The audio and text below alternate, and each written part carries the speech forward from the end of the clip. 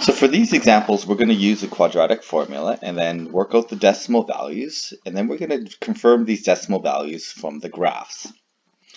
So here we're going to again use a quadratic formula. So x is equal to negative of negative 5 plus minus square root of negative 5 squared, which is positive 25, minus 4 times 3 times negative 8.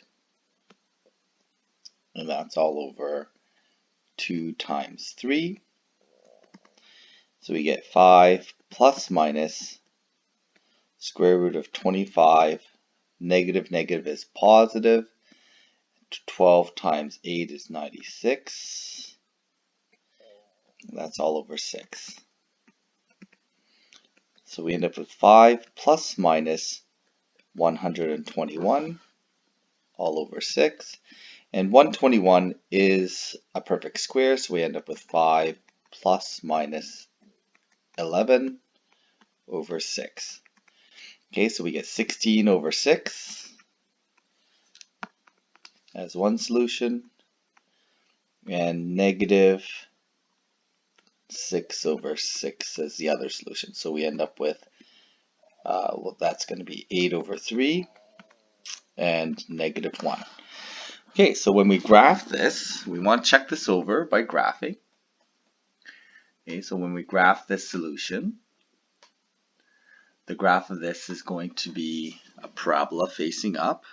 So sketching the graph here. And from our graph, we're going to get something that looks like this. And we get negative 1 as one of the zeros.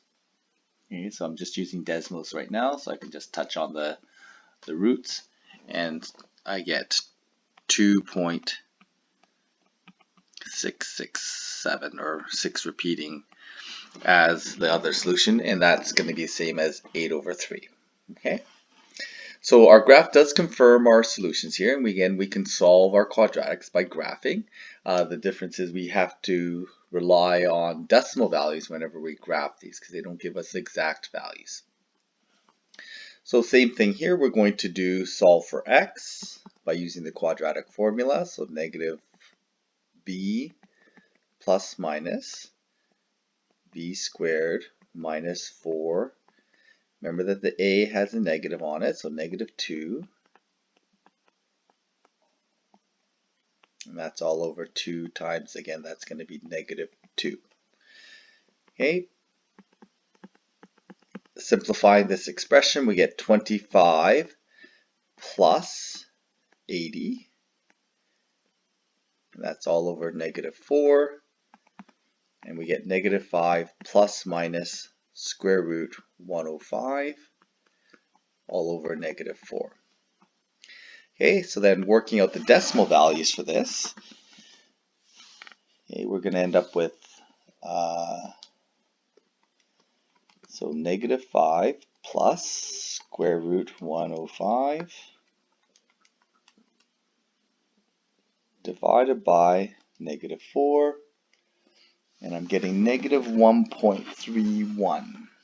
Okay, so it's negative 1.31 is one of the decimal values, and I'm going to do the same thing, except now it's going to be negative 5 minus the square root of 105, and I'm going to get positive 3.81. Okay, so those are my decimal values. So when I go to my Desmos and I graph this now, I have an upside down parabola. Okay, so the negative coefficient, leading coefficient indicates that, and it's going to look something like this. It's going to go up and come back down. Okay, so when I go to my Desmos and find my roots, okay, I get negative 1.312, okay, which is what I've got my decimal value that I calculate algebraically for the quadratic formula, and 3.1812. Okay, so my graphs do confirm my quadratic formula, and again, these things are always connected. The difference here is that with the quadratic formula we get exact values, which we could convert to decimal values, our graphs only give us the decimal values.